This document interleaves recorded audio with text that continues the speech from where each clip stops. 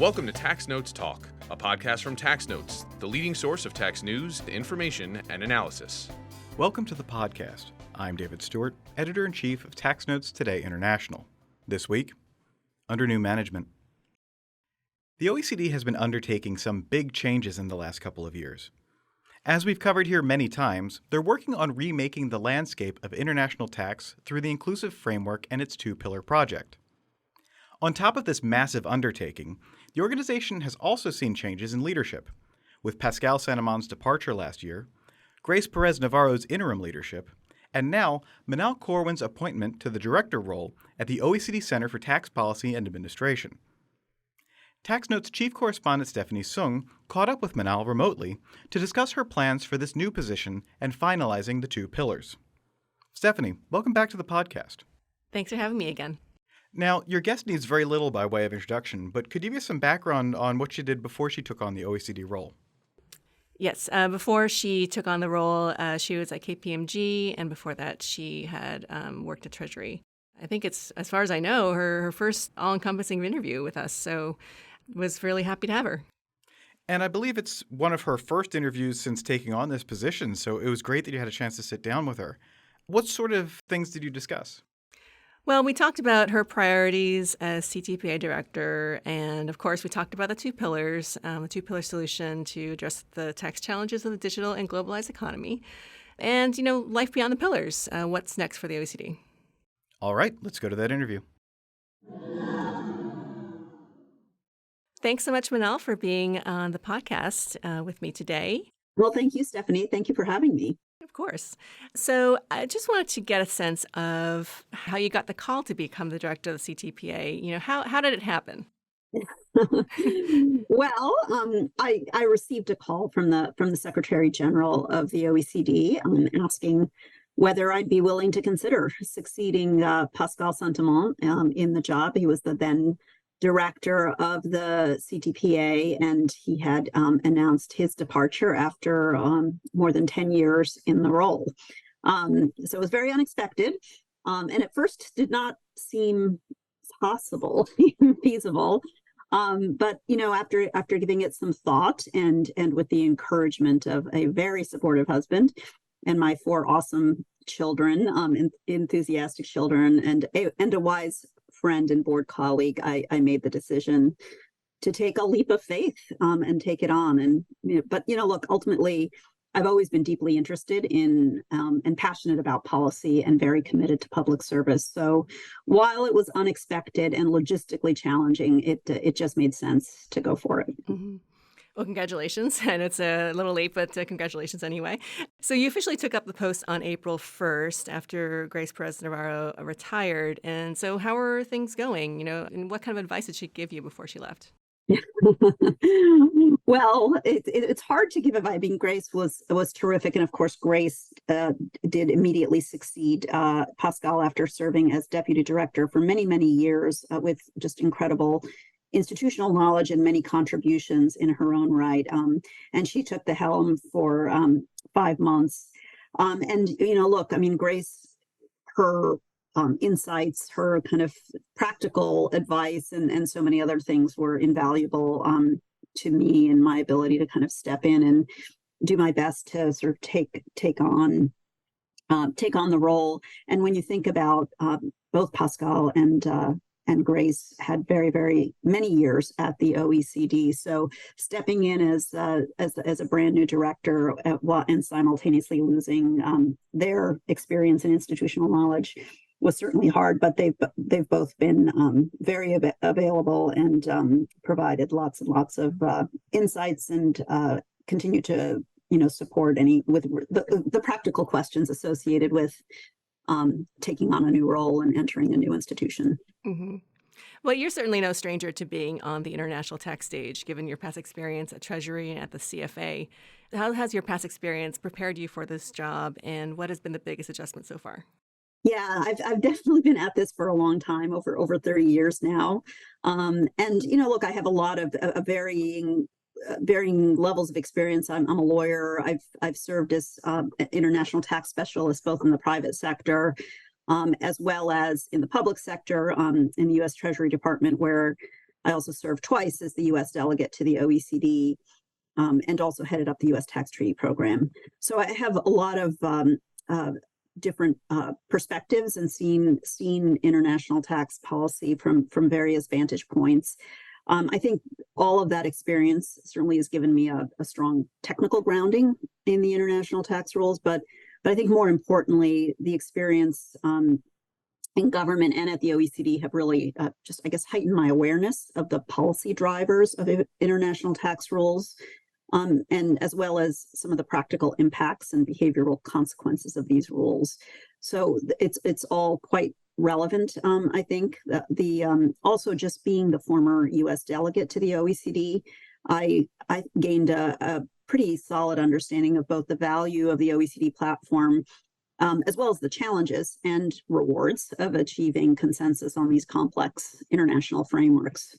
So I'd say overall it's been helpful, but without regard to how many experiences that I think are relevant and are helping me and have been enormously valuable so far. You can never be fully prepared for a role like this, and ultimately, and I think importantly, I'm still learning every day, and I continue to seek out and listen to stakeholders, and to be able to do the job as best I can. And you were at KPMG for a very long time as well. How do you handle situations in which you're interacting with former clients? Well, when I accepted the role, I felt very strongly about making sure that I incorporated guardrails to avoid any actual or perceived conflicts. So once it was clear that I was likely to take the job, for example, I recused myself from any discussions about OECD matters, including with the media. And I also incorporated into my contract a cooling off period, a 1-year cooling off period, with respect to engaging with any former clients on OECD tax matters, and try to follow the best practices in other institutions, including the U.S. government, for that. Okay, great. And you've had a few months now settling into your new role. What are your priorities as CTPA director? Yeah, so look, one of the reasons I accepted this role is that I really believe in the critical importance of collaboration and coordination on tax matters to both support growth, but to also protect and enable sovereign domestic and global policies, and to maintain fairness and stability in the system. And I also believe that the OECD, especially now with a greater focus on inclusivity, is the right platform for that collaboration. So with that in mind, my organizational priorities are really to continue to look for ways to maximize the effectiveness of the OECD as a platform for collaboration and coordination amongst countries, but also to raise awareness of the role of the organization. I've noticed there's a fair amount of confusion as to the role the organization plays, and where the decisions are ultimately made. So raising that awareness, including to shine a light on the achievements to date, and the benefits to stakeholders, but also the potential for the future. I also want to increase engagement with stakeholders so that we can facilitate consideration of the various interests that come into play in the negotiations. And finally, to continue to promote inclusivity by continuing our efforts to provide technical assistance. We do a significant amount of work to support providing technical assistance to developing countries and enabling capacity, not just for implementing standards, but also to enable engagement on the policy discussion and the standard setting. So that's kind of the big picture organizational side. And then, just more granularly, obviously, I'm keenly interested in finishing the work on the 2-pillar solution and trying to refine it, make sure that the guidance is clear, and trying to realize its potential in terms of stability and certainty. So plenty of work there, but just organizationally, I'm sort of focused on the purpose of the organization as well. Great. Thank you so much. And just, it's a really good segue to talking about the 2 pillars. So the Inclusive Framework recently delivered a major package of measures covering both of the pillars. And let's just talk about Pillar 1 for a little bit. So much has been said about the Amount A multilateral convention, which will be open for signature by the end of the year. When might we see the text of the MLC? Was it going to be before the signing ceremony or the day of, or what are you thinking?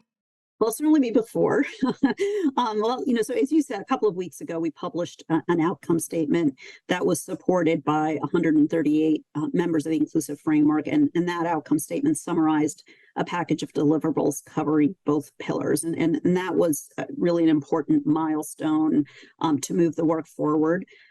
As you noted, among the deliverables, the outcome statement referenced a text of a multilateral convention, which was delivered to the full inclusive framework with a few open technical issues. So we are now working to resolve those discrete technical points with a few jurisdictions so that we can then finish preparing the text of the convention and to prepare it to open for signature.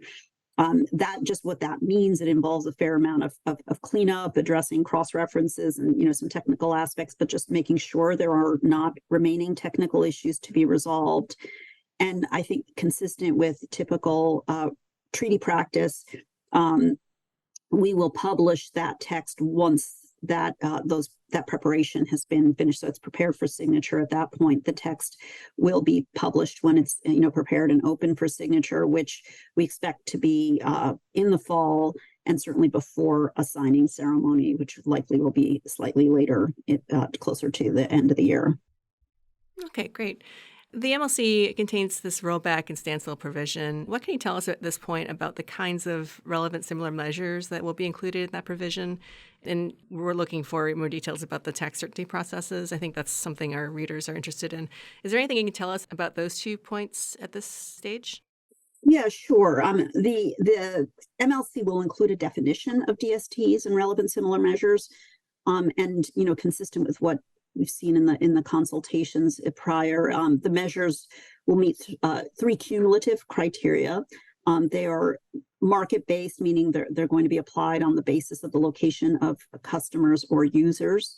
They're going to be they're ring-fenced to non-resident or foreign-owned companies, and they are out of scope of tax treaties. So those are the 3 kind of cumulative criteria that apply.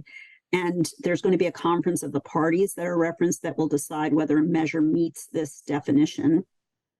And then if it is the case that a country, that a measure meets the definition as determined by the conference of the parties, the country then loses its ability to participate in the amount A allocation.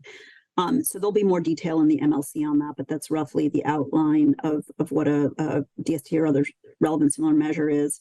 And then with respect to, you asked about tax certainty, and again, here the processes will be quite similar to what's been presented previously in public consultations, but also taking into account the feedback that we had during those consultations from stakeholders.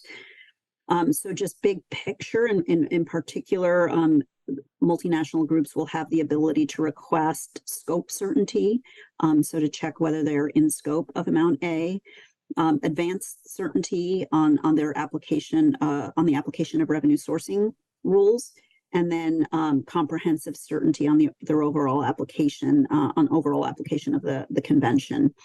And the certainty outcomes it's intended will be binding on all the countries that are parties to the MLC. I think we're all looking forward to seeing that, more details when that comes out. So I have to ask, the EU Tax Observatory came out recently with research saying that the United States must sign and ratify the MLC in order for Amount A to work. What do you think of those findings? So there's a threshold that's cited. There's a threshold cited in both the outcome statement, and then there's one that's relevant to the entry into force of the MLC itself, and it's the same threshold. So and that threshold references the need to have 30 jurisdictions signing that represent at least 60% of the in-scope entities that are covered. And based on the current numbers and the current revenue associated with corporations, that does indicate that the U.S. needs to be a signatory as well as a country that ratifies in order for the thresholds to be met. And just to sort of also elaborate on the relevance of those thresholds, so the outcome statement had an extension of the standstill agreement for 1 year, and in order for that standstill, that extension to be recognized, that it's conditioned upon the ability to secure signature of the MLC by at least 30 jurisdictions representing at least 60% of UPEs. And then the second circumstance in which that threshold is relevant is with respect to the entry into force of the MLC. So you would need that same composition or that same critical mass in order for the MLC to be entered into force. You need ratification by 30 jurisdictions as well as that represent 60% of UPEs. And I assume conversations are ongoing with trying to get among the inclusive framework about who's going to sign and who's not going to sign, or what is happening? What are y'all doing, I guess, for to get people on board? Yeah, I mean, I think the goal is certainly to get to signature and ultimately to get to ratification. I think the focus here is, you've got to, it's a little bit like you can't run before you walk kind of thing. And so I think that the notion is there's several milestones that have to be achieved. And we're trying to make sure that we get to each milestone. The first is to get to a text that memorializes an agreed architecture, and it was very, very important to reach that first milestone. And as the outcome statement reflects, that's that milestone is almost been achieved, so that we have a text that provides the details, and it's a big step from the October 2021 statement, which was more of a conceptual agreement, and now you've got kind of what does that look like from a design and more specific technical perspective. So that's the first milestone, and the hope is you'll see that text of the MLC shortly. The next milestone is to get to signature and to get a critical mass of jurisdictions to sign. And here again, given the support for the outcome statement, to get 138 jurisdictions signing on was a significant achievement. And I think the view is if we can get that text done and the final technical issues resolved, that we should be able to get the necessary signatures by the end of the year, based on the reflection of support within the room. Ratification then is now the province of parliaments and legislatures, and that's the third milestone for this now to enter into force. And I think that requires reflection by the legislative bodies across jurisdictions and the normal consultation processes. And there's varying time and different time spans for that, and as well as different consultation processes and considerations. So, I think that the goal is to also meet the threshold there, but we recognize that will take more time and needs the first two milestones to have been surpassed before you could even consider the third. So let's switch gears a little bit here. Can we talk a little bit about Amount B? So there was a consultation document published, and that closes on the 1st of September, I believe. Will there be a consultation meeting like in the past for this one? Yeah, there's not a physical meeting planned for this consultation. So, we're hoping that, that stakeholders will submit comments. And as you said, the consultation period is open through September 1. From there, the goal then is to publish a report by January 2024, as well as to simultaneously update the transfer pricing guidelines to reflect the appropriate parts of what is agreed in those guidelines. Okay, good. That actually clarifies my next question about timelines. So it would be simultaneous publication of the report plus the transfer pricing guidelines being updated. Right. That'll be very exciting. Okay, great. And could you tell us more about this interdependence of Amount B and the signing and entry into force of the MLC? There's always been a bit of confusion about the link between Amount A and Amount B. I mean, besides the fact that they're part of Pillar 1.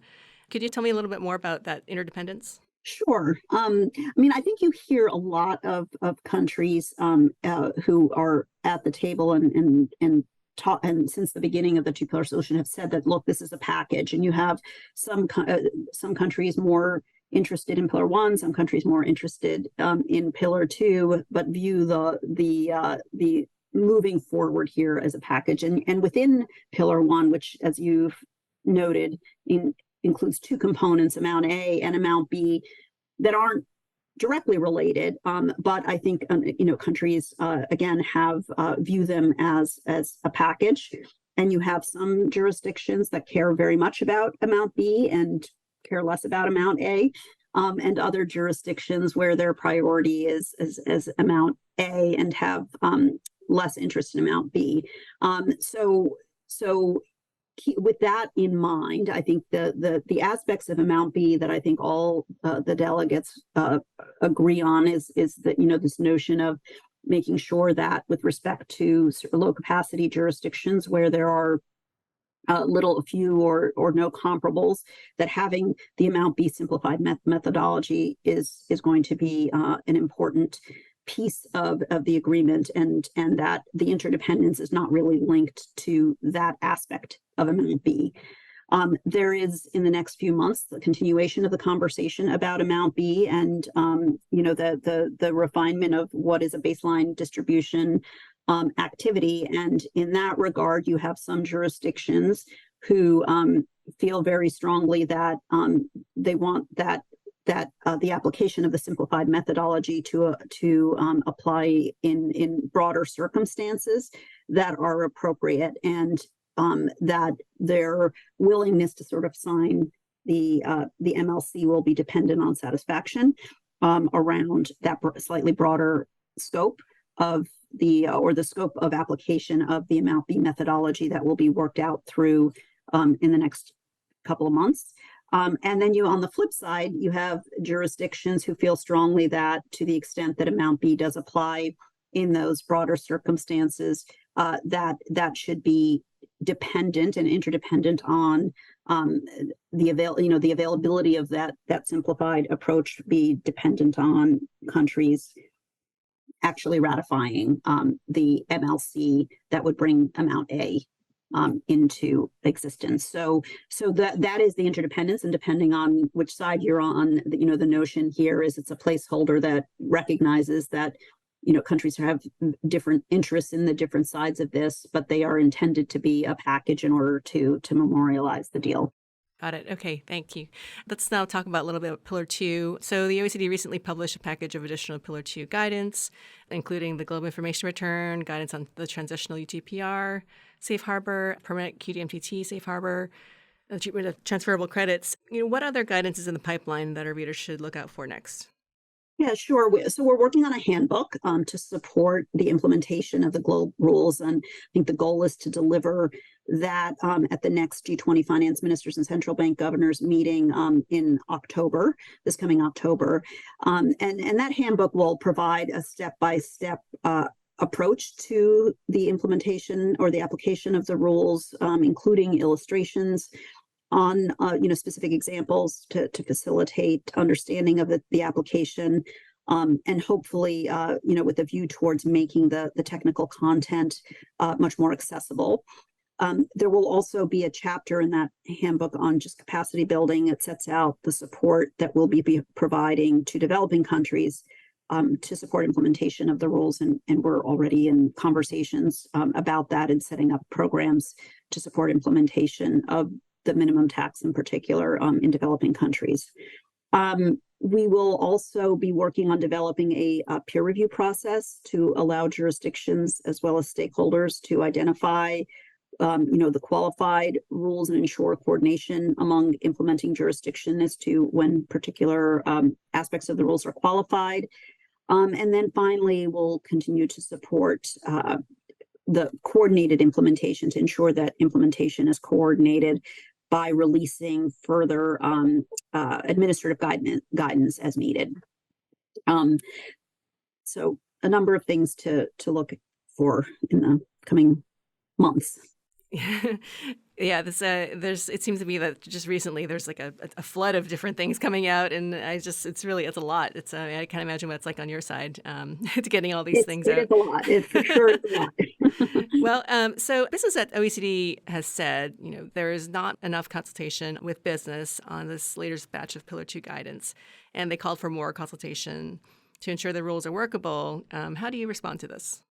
Yeah, I mean, I think I read the note. I think that they're seeking continued engagement, and we certainly are very, very supportive of doing that. We have been consulting, and I think that a lot of the input has been helpful in improving on guidance and some of the simplification, but it's something that we will certainly continue to do and improve upon, so that that we can get the input necessary to make the rules more administratable and easier to comply with. But that, the conversations will continue. I think there was a conversation today with the business advisory group, and we will, continue to engage and look for opportunities to get input. And just going beyond the pillars, I know we always talk about the pillars, but yeah. So beyond the pillars, one thing that caught my interest was this message that, countries must declutter their corporate tax systems in light of Pillar 2. Can you just talk a little bit more about this and how the CTPA plans to take this kind of work forward? Yeah, sure. I think that, look, the work that has been, or the focus that countries have had on addressing concerns about profit shifting, or putting in measures to protect their tax base and coordinate with other countries, it's been a long journey, and has its roots even well beyond there was the word BEPS and so forth. So I think as you watch that, and particularly over the last 10 years, there were a number of things that were put in place to address concerns that, when you look back, especially once the minimum tax has been broadly implemented, some of those other measures will become less relevant or less necessary.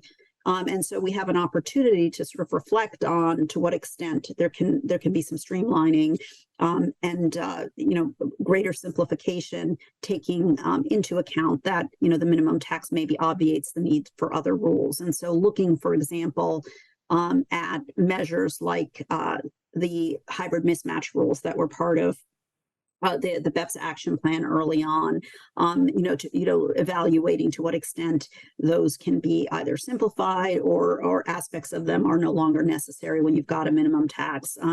Similarly, approaches to CFC rules, model CFC rules, or the limitations on interest deductions, mandatory disclosure rules, approaches to aggressive planning, or or harmful tax practices.